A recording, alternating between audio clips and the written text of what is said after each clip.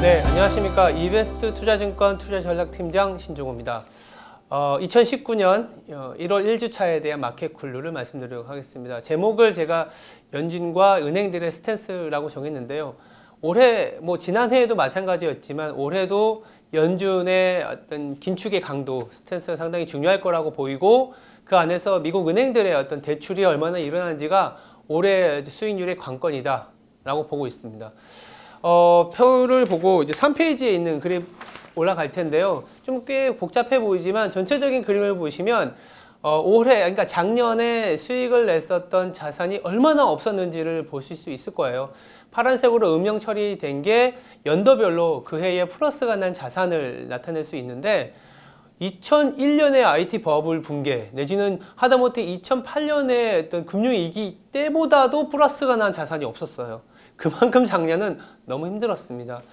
그렇기 때문에 올해에 대한 시장 전체적인 뷰도 이거 할 수 있겠냐, 시장이 좀 살아날 수 있겠냐라는 그런 우려가 사실 많은 게 사실인데, 좀 희망이라고 할 거는 뭐냐면 이렇게 안 좋기 때문에 정책적인 대응이 나와서 오히려 이후의 시장은 플러스 나는 자산이 상당히 많았다라는 점입니다. 가까운 사례가 2015년에 보시면 대부분의 자산이 다 마이너스였는데 2016년에 플러스 난 자산이 상당히 많았고, 그리고 2017년에는 우리나라도 거의 20% 이상 급등한 사례가 있었거든요. 희망에 찬 메시지이긴 하지만 너무 작년에 안 좋았기 때문에 올해 좀 변화의 가능성을 내비쳐야 되지 않겠냐. 더불어서 상당히 안 좋은 사이클리스트의 어떤 그 데이터를 보시면 달러가 항상 수익권, 즉 플러스에 있었기 때문에 안 좋았는데요. 그 다음 해에는 달러가 그렇게 성적이 좋지는 않았습니다. 저는 올해 말에 가서 아마 녹음을 하게 되면 달러가 그렇게 좋지는 않았다라는 그런 결과론적인 얘기도 드릴 수 있을 것 같은데, 그 출발이 연준의 어떤 스탠스 변화에서 찾아야 되지 않겠냐라고 보고 있고요. 4페이지 그래프 보시면 지금 지표가 너무 안 좋습니다. 그러니까 데이터가 좋아져서 시장이 좋아진다는 얘기를 하려면 최소한 1분기가 지나서 2분기 후반까지는 가야 되지 않겠냐. 그렇다면 그 이전에 시장이 좀 움직이려면 뭐가 필요하냐. 미국 은행, 즉 연준의 어떤 비둘기파적인 스탠스가 필요하지 않겠냐라는 게 관건이고요. 지금 연초 1월 1일에 나온 우리나라 수출 데이터 전년 대비 마이너스가 됐고요. 작년 12월께. 그리고 중국의 PMI도 50 다시 아래로 떨어지기 시작했습니다. 너무 안 좋다라는 점이 오히려 지금은 다시 좀 반전의 계기를 만드는 그런 시기가 되지 않았나라는 생각하고 있고요. 미국 내에서도 그렇다 보니까 5페이지에 있는 차트가 올라갈 텐데, 왼쪽에 있는 게 어떤 그래프냐면 앞으로 미국 1년 이내에 금리를 몇 번 더 올리겠느냐라는 어떤 서베이라고 보시면 될 것 같아요. 시장의 심리. 지금 마이너스권이라는 거죠. 뭐냐면 오히려 2019년에는 금리를 올리기보다는 내려야 되는 상황이지 않겠냐라는 시장의 심리가 지금 반영이 되어 있는 거예요. 그래서 오히려 올리지 않았으면 하는 그런 시장 심리가 있는 상황이고, 이거를 잘 달래줄 때만이 시장이 1분기에 좀 저점을 다지고 올라가지 않겠냐라는 생각을 하고 있습니다. 다행스럽게도 주가는 상당히 많이 빠져 있고 데이터는 엉그러져 있기 때문에 최근에 제가 오른쪽에 표를 좀 넣어놨는데, 이번 주에 이제 연준 의장인 파웰의 어떤 연설부터 시작해서 그리고 뉴욕 연준 의장까지 현재 시장에 대한 얘기를 많이 하게 돼 있는데, 최근에 변화가 좀 발표가 되고 있어요. 상당히 중요한 뉴욕 연준 총재가 경기 둔화 가능성을 인지하고 있다. 그리고 2019년에 금리 인상의 횟수는 정해진 게 아니다라고 하면서 시장을 조금 달래주지 않겠냐라는 생각을 하고 있고요. 그렇게 보면은 올해부터는 1월 달에도 FOMC 이후에 기자회견이 있습니다. 그렇다 보니까 1월 FOMC 전후가 어쩌면 1분기 시장 바닥의 전후지 않겠냐라는 생각을 가지면서 대응을 해야겠다라는 생각을 하고 있고요.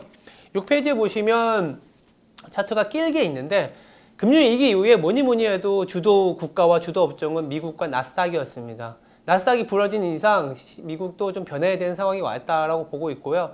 다만 이제 이머징, 특히 한국 같은 경우에는 레가드 마켓, 즉 좀 뒤따라서 가는 국가이기 때문에 좀 미국이 이렇게 좀 변동성이 있고 나서는 2015년에서 16년 넘어갈 때 박스권이긴 했지만 그래도 시장이 플러스는 났었거든요.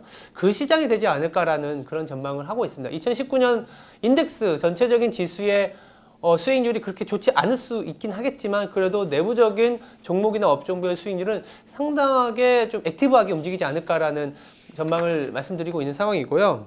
두 번째는 7페이지에 보시면 왼쪽에 있는 차트, 지난해에 상당히 많이 나왔던 장단기 금리 차이입니다. 20bp까지 내려온 상황인데, 작년에와 동일하게 올해도 아마 이 장단기 스프레드에 대한 얘기가 나올 수밖에 없을 것 같긴 해요. 근데 더 중요한 거는 올해는 연준이 만약 금리 인상 기조를 약간은 뒤로 물러선다면 은행들, 즉 미국의 은행들이 지금 아직은 대출 태도가 완화적이거든요. 좀 더 빌려주려는 그런 태도이기 때문에 여기서 뭔가 돈이 돌면서 시장 전체적인 기분 내지는 센티멘트가 돌아서는 시장이 되지 않겠냐. 더불어서 장단기 금리 차가 축소됐다고 해서 반드시 경기 침체로 가지 않는다라는 게 오른쪽 차트를 보시면 이제 상업은행들의 대출 기준 강화하고 더불어서 연체율이 있는데 연체율이 지금 미국은 사상 최저치예요.